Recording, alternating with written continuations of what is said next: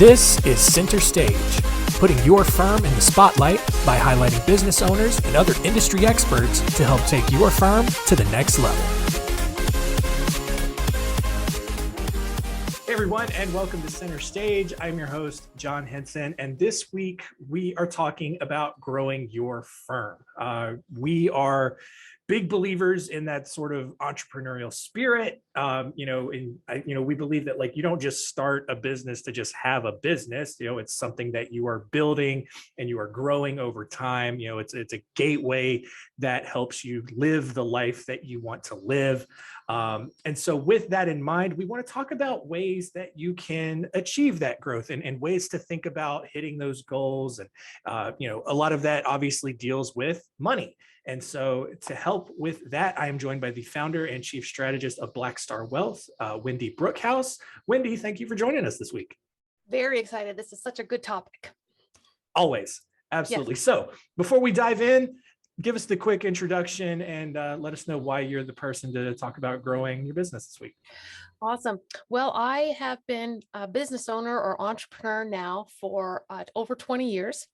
I've been responsible for my own paycheck. And I did start out with business planning, marketing planning strategy, but I moved myself into this field because I saw a great gap in terms of people being able to properly plan for their money and taking some of the edges off of that and trying to really look at how to make it easier for people to grow their wealth, especially entrepreneurs. Awesome. So, one of the things is you are really passionate about just getting people to talk about money in general, just to begin with. And why is that so important? I feel like it's that last place where no one will talk about it, John. It's like we'll talk about our sex lives. We may or may not talk about politics, but it seems like no one will talk about their money in any substantial way. And so I feel what it does is it has given all the power to the money, like as opposed to us having the power and looking at it as a tool of getting to the things we want out of life for ourselves, our family, our clients, our communities. And then the other piece there that's a little bit into that too is about 40% of mental health issues have a root in money. And so when we look at what's going on in the world these days and how mental health is becoming more and more recognized as important to deal with, to work with, money, if we start talking about it, then we're going to take some of that away and help our own mental health with that. Yeah. Yeah. And it's crazy because the legal industry in general, one of the big stereotype might not be the right word, but just one of the biggest things that they deal with is that mental health. It's one of the highest suicide rates in any industry, a lot of depression and stuff like that. And, to your point, a lot of it may center around money, time management, just burnout, all that kind of stuff. And so, one of the things that I see a lot and in talking to a lot of lawyers about is, I'll hear a lot of this where it's just like, oh, I'm just a small town attorney. I don't need marketing, because that's what we do. I don't need any more business. I have enough business. I have more business than I can handle at this one. And I've learned that that's not really what they're saying. That's typically a front for something because it's a lot deeper than that. And a lot of times it might be kind of complacency. There's not really that, desire to grow, or maybe there's that fear of growing and all of the things that entails. So when you're in that sort of space, like how does that sort of mindset kind of impact your finances? There's a lot to unpack with that question, John. It's a good one. So I think what we have to go back to first is mindset and knowing that a lot of times we were not taught about money or finance growing up, or if we were, it was from what we saw, not necessarily what we were taught, right? So if our parents or the people who raised us were very negative about people who had money, let's say, oh my gosh, those people have money and they're just terrible people. So then in our mind, we go, oh, people with money are terrible. So we may actually be self-sabotaging our growth of our business or limiting what we want to do because of this messaging as childhood. So what I oftentimes will ask people is, tell me about your first memory of money. Tell me what your parents did with money that you never want to do. Or what would you like to copy? Because this starts a conversation and starts to unlock some of those pieces. Because I think of our money mindset, it's a little bit like our in our computers, the operating system, the stuff that just goes and makes things happen, and we never really see it. We just know it's working and making things happen. And I think of that as our subconscious. And our Yeah. subconscious was programmed when we were young.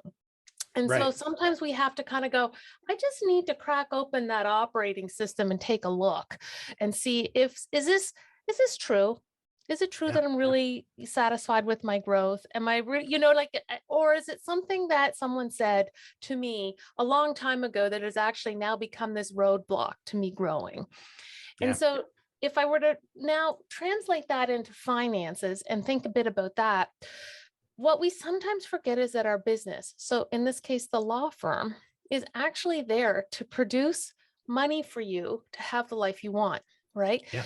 So if we're happy and our life is completely exactly what we want, and our firm has been built to do that, okay, maybe you're all right. But I suspect, John, that that isn't the case in a lot of ways. And so sometimes when we diminish what we do with our business, we actually are ending up diminishing our life Yeah. because the firm is funding our life. And there's this cross thing that I think we silo everything, our businesses and our lives, and it's important from a tax perspective, but maybe when we look at the big picture, it's important to actually link the two because one is funding the other. Right.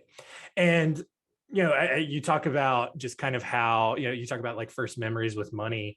Yeah. Like I don't run Spotlight Branding. This isn't my business, but I kind of see myself kind of in that space, because like growing up, my dad was like, that seemed like that was like his big focus. Everything was money related. Yeah. And now I find myself sort of seeing everything in terms of money and how much everything costs. And Mm. it's kind of like, I saw him kind of spend my childhood worrying about money. And now I see myself doing the same thing. So it's like, okay, how can I break that? What can I do differently in doing that? And so it's very interesting that like, it's not just me, obviously, but like, I mean, that's a common problem for everybody. Right. Well, when we think about these messages that your father and all our fathers gave us, and I'm not far off on you on the don't spend money father. So, but when you think about it, there's some good in that message, right? Yeah. Because it does keep us in check and we're not, flying private. But at the same time, it also may have been restricting us because sometimes something is worth it. So it's actually being able to almost be able to measure to ourselves, um, is it worth this going off plan? Is it worth that? Right. So when I have my own plan, right? So we had a plan. We have so much money per week to spend. And my husband said, hey, we should go to the Toronto Raptors game because we were Mm, in town, etc. And this was, they were in the NBA finals, like they're in the run for the yeah. championship and they won.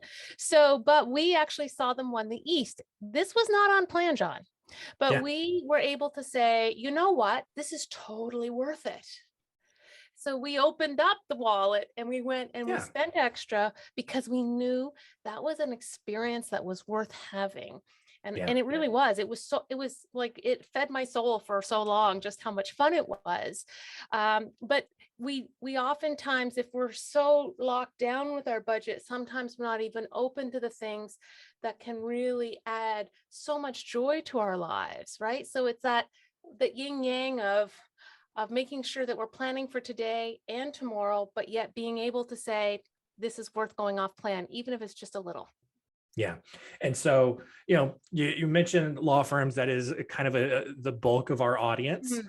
And, I know you've worked with several law firms before. What are some specific challenges that you've seen with them when it Mm. comes to sort of maybe their philosophy on money or how they deal with money and things like that?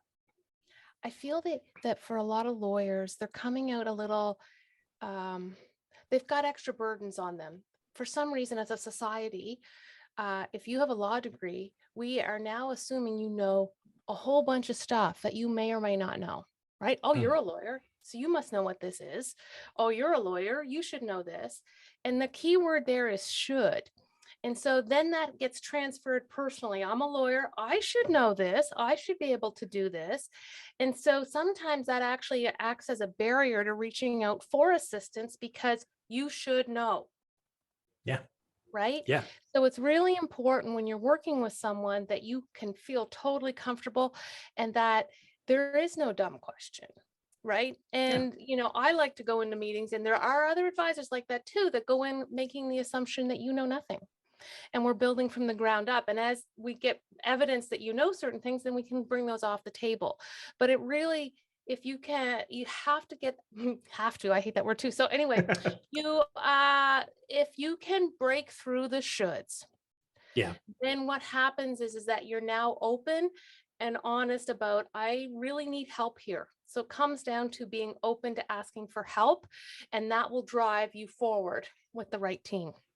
Yeah, I agree. And it's similar to what we tell our clients because, obviously, when we're on the marketing side of things, lawyers are not learning how to market a business or a firm Mhm. in law school. The only time they're going to even learn that is if maybe they had a previous major in college, maybe they were a business major in their undergrad years and they took some marketing courses. That's kind of where they're only going to get it.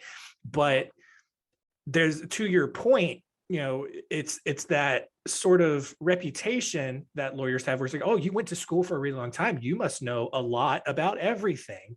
Yes. And that's not necessarily the case. It's the same with doctors have a wealth of medical knowledge, Yes. but they have no idea how their car works, and that's And okay. they're thrown in the deep end, just like lawyers, in the sense of making the assumptions they should know. And there's no training. Okay, go run your practice like a business. Okay, how do I hire someone? How, Right. you know, Yeah, they don't even get that. exactly. Yeah. Yeah, exactly. And that's why there's all of these different sorts of coaching organizations out there, that we are connected with.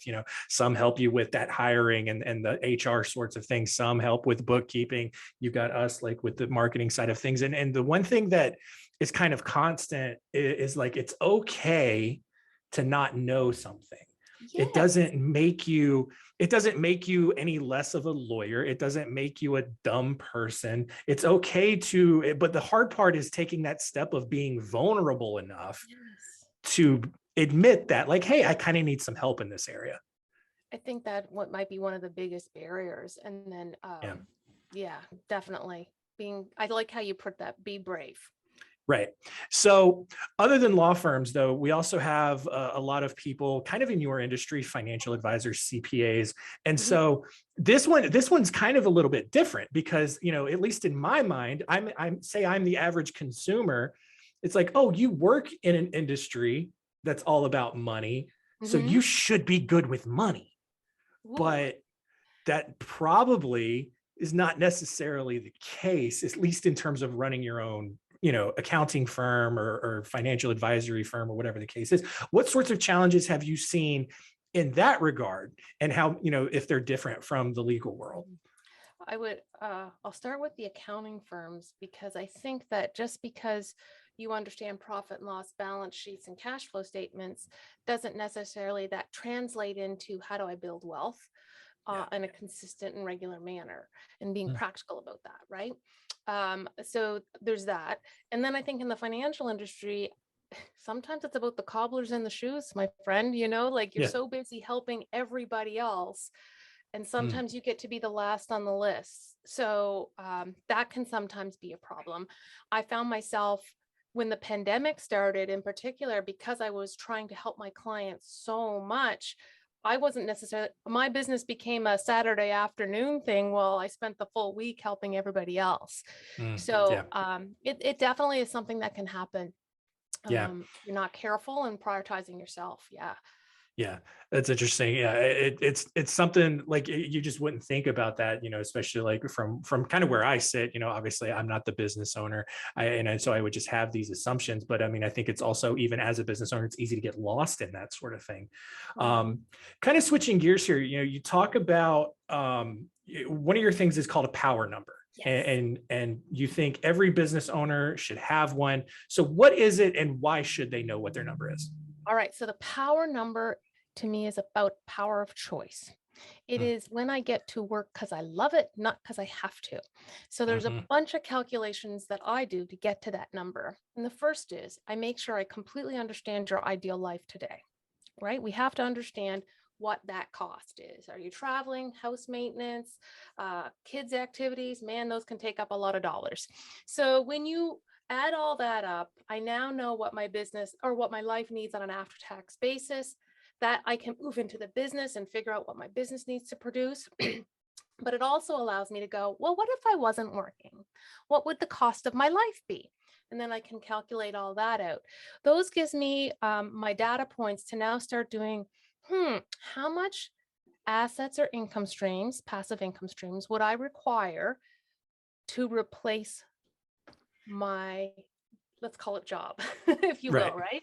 Yeah. Because then we know what that number is. Okay. And that allows us to know I'm now working because I choose to, not because I have to.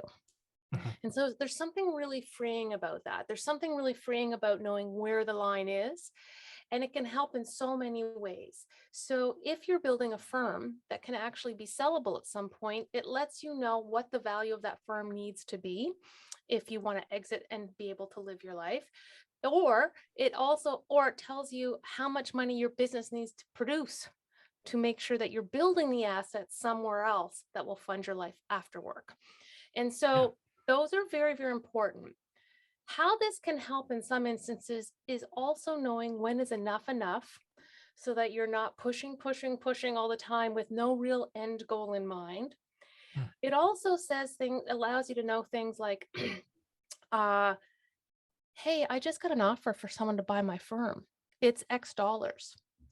My plan says I only need Y dollars. So it's actually over what I need. I now know if I choose to execute on that contract, I am good, right? Because I Yeah. also see sometimes, again, going back to the enough is enough, I'm just going to hold on to the business or the firm for another year, and then I'm going to make it worth more.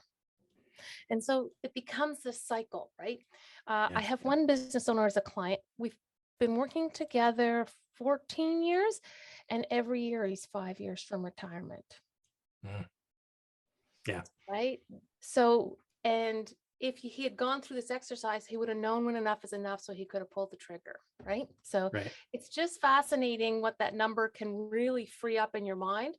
It can also allow you to be a little bit more deliberate about building your wealth.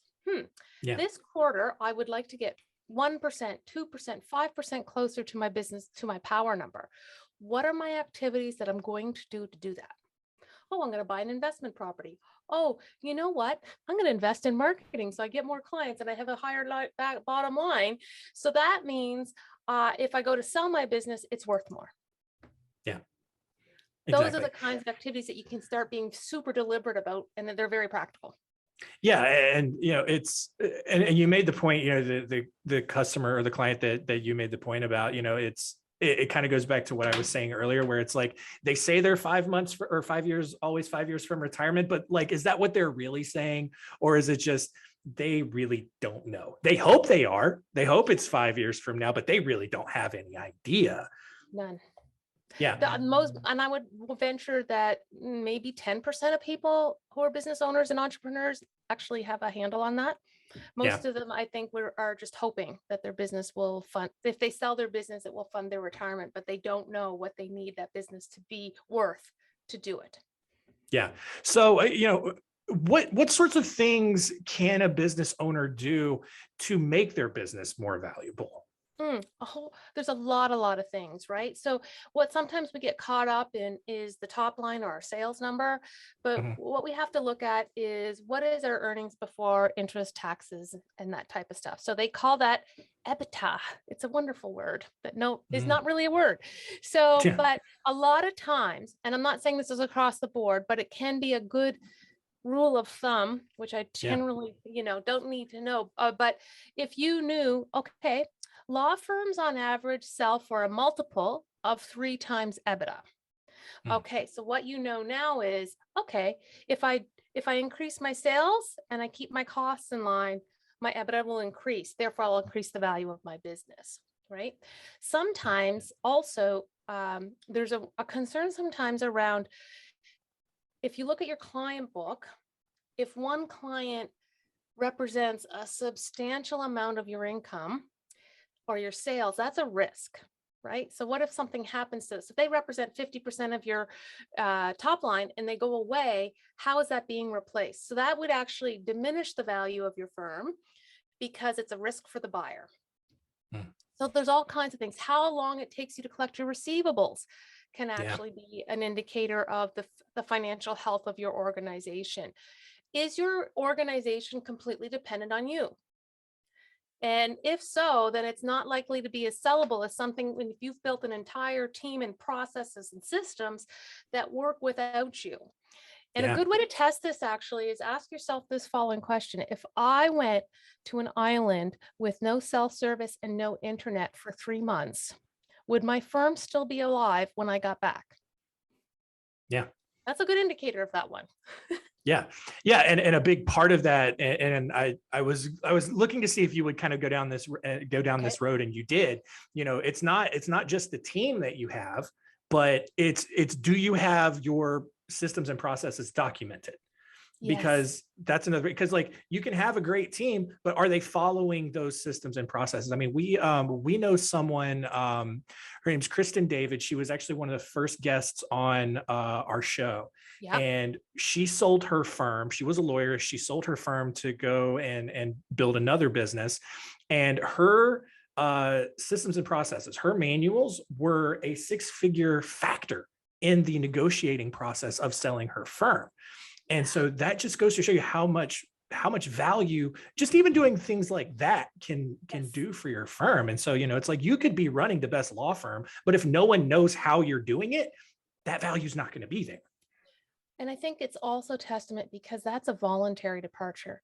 Let's talk Yeah. about if it was an involuntary departure. What would happen to you if you passed away, to your firm, to your family, to whatever? Could it continue to operate? What if Yeah. I have this line, I like buses for some reason. What if the bus doesn't kill you? Right? What if you just can't work for 6 months? Like, Yeah. what happens? Do you have your income replaced somehow? Like there's all kinds of things that business owners and law firm owners need to be considering. Um, because despite what people think is that they are not invincible Yeah. and these things will happen and it may happen to you. Yeah, exactly. One other sort of quirk that I wanted to ask you about, because I've seen this with some of our clients. I know, a handful of other lawyers who do this, is that they go into business with their spouse, Mm, and that outside of like the personal relationship sort of dynamic that brings, that could have some sort of impact on how the business grows and the finances on that. What kind of tips do you have for people in mm. that specific situation? Well, from an operational standpoint, one of the things, so my husband and I have been working together probably about a decade now, is that we actually have distinct lanes that we play in, right? Mm. So he has responsibility for this, I have responsibility for that. And so that helps a lot. He has this wonderful thing he calls the 24-hour rule. And that means you have 24 hours. If something really bugs you, you have 24 hours to bring it up and deal with it. It's not and this helped me a lot because I used to be one of these, I'm just going to wait till the time is right. Then we'll talk about this thing that pissed me off 3 weeks ago. So no, we have a 24-hour rule, which is wonderful. It helps us solve things. The Yeah. other thing is a meeting rhythm that we have ourselves is we have once a week, we talk about sales because we're both responsible for sales. Once a week, we talk about finances. We review where we are versus our goals versus what we intended to do. And we make sure that everything is flowing the way we want to from a money perspective, so that we're always open and honest about where the business is. Because of course, now with two of us in the business, our lives are completely dependent on how well our firm does. So that's important that we keep track of that. Yeah. And the final thing I would say is we have kind of a little bit of a rule book we took from Strategic Coach around when to talk about business, when to not talk about business. So we definitely have what we call free days. And our free days means for 24 hours, we do not talk, think, check our emails about business at all. And so what happens is sometimes I'm going to go, oh my God, I have this idea. And he'll go, Kelsey will go, is it a free day or a work day? And if I answer free day, I have to let it go. Because it's not a work, we're not talking about work today, because we need that time to rejuvenate, do stuff.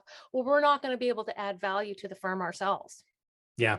No, that's really good stuff. So last question that I have for you before we wrap up here. What are just some actionable items that our listeners can kind of take today where they can start, maybe having, more control of their finances, maybe their finances, a clear direction, more top of mind, anything that they can start doing immediately?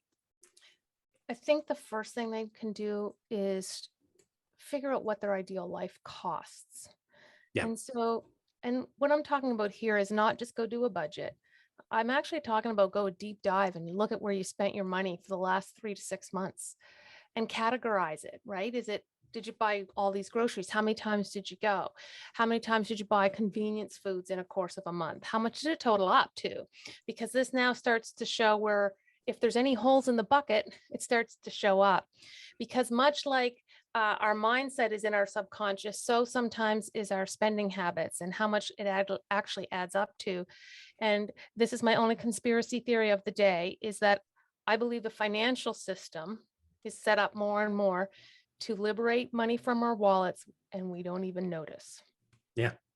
So what I believe is important is bringing up what you're spending your money on to the conscious level, because you cannot make informed decisions if you do not have it up to the conscious level. So I think that is the very first thing. And the second thing is find a good advisor and planner who can help you put this all together.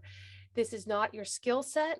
It is someone else's, and they'll do it faster, easier, and coach you along the way in a way that makes most sense. And I do have a tool for your listeners too. Yeah. We've come up with a wealth diagnostic tool about the foundations of building your wealth. It's super easy. It's totalwealthscore.com. And what it does is it asks 15 questions and will give you a customized report that will tell you how you're doing on your mindset, your systems, and your actions about building wealth. Awesome. You've done this quite a bit because you literally took the segue right out of my brain. I was just going to ask how people can get in touch with you, learn more, and that's perfect. That's a great starting point to come into my world and see what we're up to. Awesome. Yeah. And so that link will be in the show notes. This has been really great, really insightful. I do have one final question for you. It's the one we ask all of our guests here. And that is, if you had one piece of advice for our listeners, what would it be?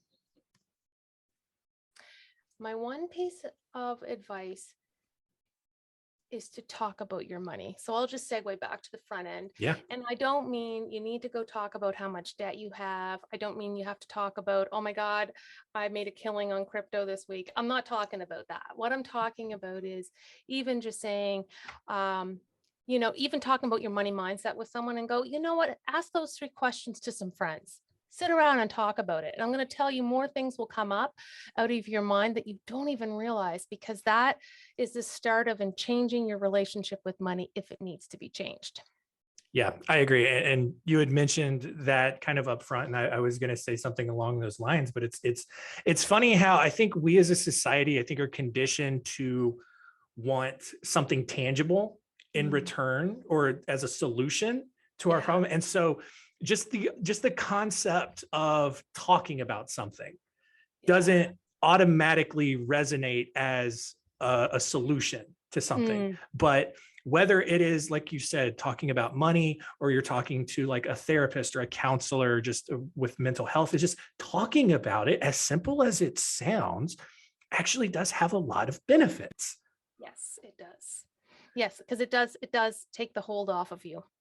Yeah, absolutely. And so just talk about it. I think that's a great way to end this episode. Thank you so much for joining us this week. Continue to rate and review on Apple Podcasts, subscribe to the YouTube channel, wherever you're listening, drop a review. We really do appreciate it. Wendy, thank you so much for providing all of this great perspective and insight. And thank you for joining us. Oh, that's great. Thanks for having me. Thanks for listening. To learn more, go to spotlightbranding.com/center stage.